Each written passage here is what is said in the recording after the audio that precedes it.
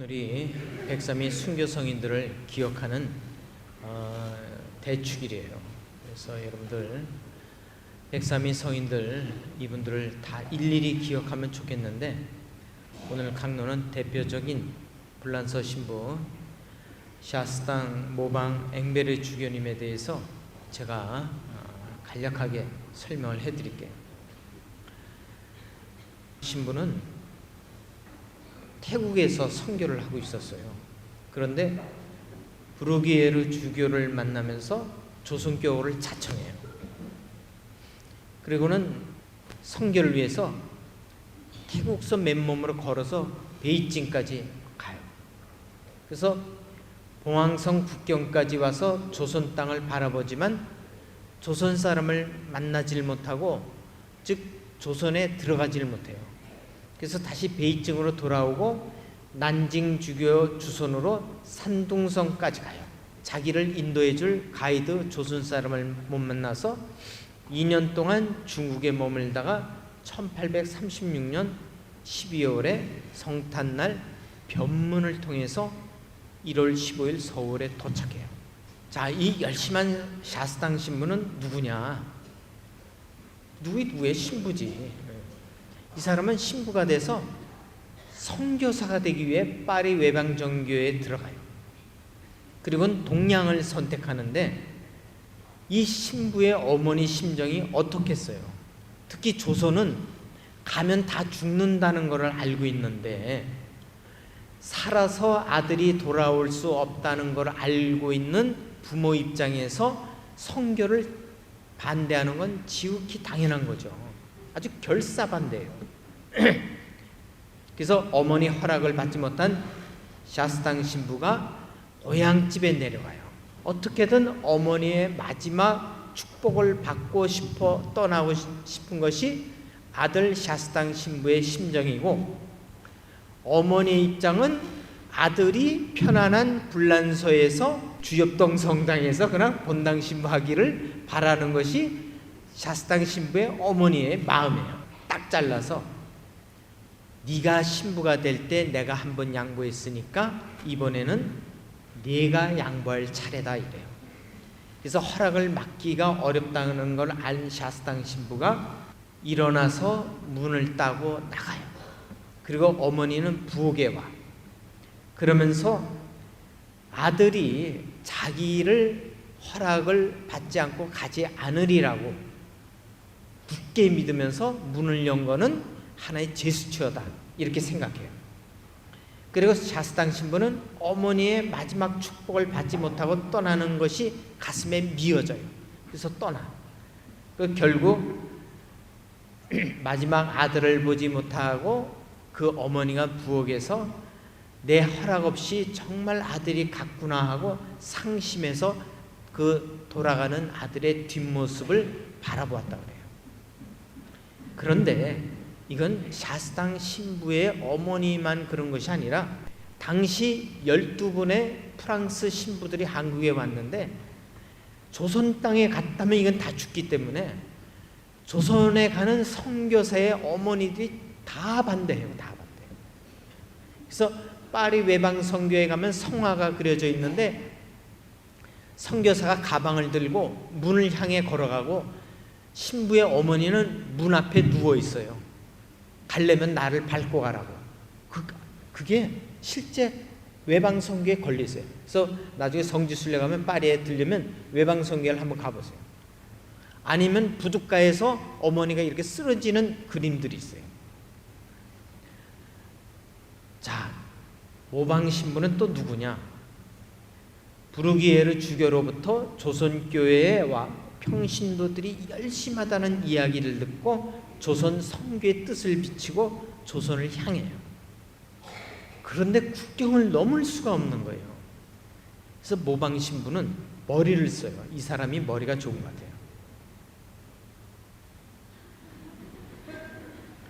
그래서 이 모방 신부는 들것에 실려서 국경을 넘어오는데, 수비대가 이건 뭐냐 그랬을 때 들것을 든 조선 신자들이 부연사, 동지사를 따라갔다가 이 사람이 돌림병에 걸려서 중국에서 돌림병이 퍼질 위험이 있으니까 다시 조선에 돌아가라 그래서 돌림병 걸린 환자를 다시 조선으로 데리고 들어오는 겁니다. 그래서 대충 통행증을 보고는 이런 방법으로 모방 신부가 조선에 들어와서 선교를 했어요. 그리고 앵베르 주교는 조선에 와서 이 모방 신부와 회유를 해요. 만나. 그리고는 자기 일기에다가 프랑스 어디에 있어도 이렇게 뜨거운 환영을 교우들로부터 받지 못했을 것이다. 순박한 교우들의 인사를 받았다라고 이렇게 일기장에 적어요. 그런데 불과 1년도 못 돼서 이 불란서 신부들은 다 순교를 해요. 그런데 이 사람들이 1년 미만의 선교 활동을 하면서 지냈던 조선 이 땅의 생활이 어떻게 했을까? 여러분 한번 상상을 해보세요. 21세기에도 신자들을 데리고 외국 성지순례를 가면 호텔에서 주는 음식도 고기와 빵과 커피와 우유도 입맛에 안 맞는다고 라면과 햇반 고추장에 비벼서 먹는 것이 요즘 한국 사람이에요. 일부지만은. 그렇다면은 외국 사람이 그 당시에 와서 살았을 때 먹을 것이 뭐가 있겠어요? 한 예를 들면 김대건 신부가 외국에 가서 공부했지만 최방직어, 최양호, 김대건 이 세 사람을 보내요. 근데 최방직어는 풍토병에 걸려서 죽었어요. 그래서 신부대에서 온 사람 딱 둘밖에 없어요. 그 뒤에 22명의 학생들을 보내요. 근데 이 중에 7명이 풍토병에 죽어버려요. 그 나머지는 목숨이 붙어있지만 사는 게 아니에요. 이게. 그만큼 공부만 해도 풍토와 기후와 음식이 맞지 않아서 그 당시에 30%는 33%는 그냥 죽었어요. 그런데 나이가 든 신부들이 조선에 와서 뭘 먹었겠어요? 기후와 풍토도 너무 다른, 그것도 맨날 숨어서 다니는, 열병이 나고 영양실조에 걸린 것이 그분들 일기를 보면 나와요. 그래서 그 주교는 이렇게 썼어요. 나는 무척 지쳐 있어. 새벽 2시에 일어나 2시에 3시 사이에 성사를 주고 아침 미사와 아침 기도를 봉헌한 다음 10명의 사람을 모아놓고 교리를 가르친 다음 사제 양성을 위해 신학생들을 또 교육시킵니다. 자정이 가까이 돼서야 밥을 먹는데 영양가라고는 하나도 없고 너무나 허기가 지고 지쳐서 쓰러질 지경입니다. 그런데도 70이 넘은 노인이 백리길을 걸어와서 고해성사를 달라고 합니다. 내가 어찌 그 사람에게 성사를 주지 않겠습니까? 침대도 없고 맨바닥에 덮을 담요도 없이 자야 하는데 내 몸은 견딜 수 없이 춥고 고통스럽습니다. 내가 이런 사람을 끝내주려는 칼날을 무서워하지 않는 이유가 여기 있습니다. 그랬어요. 그러니까 사는 게 너무 고통스러워서 순교의 칼이 두렵지 않다고 썼어요.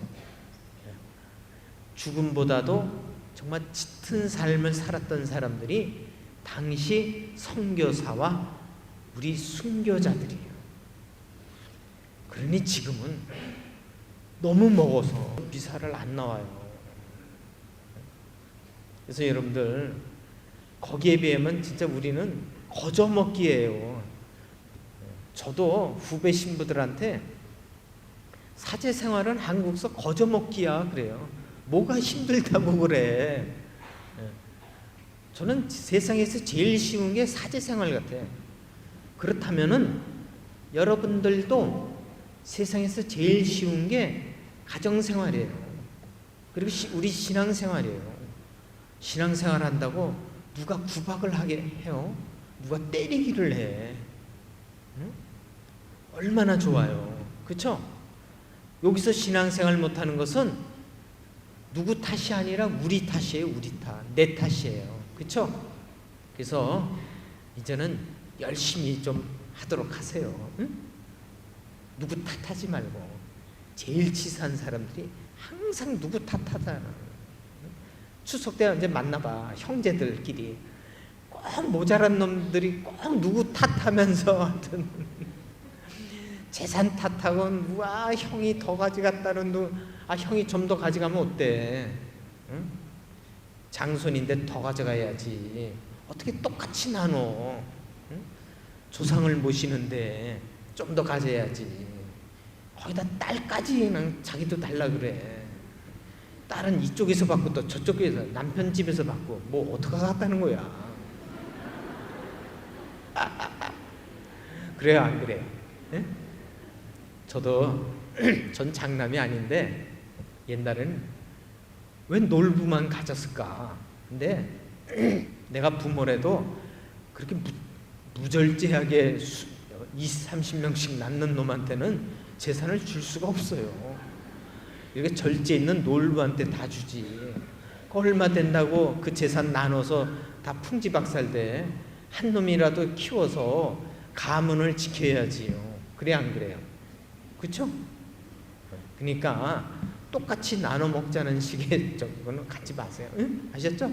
그래서 형이 더 가져야 되고 윗사람이 더 갖는 거예요. 응?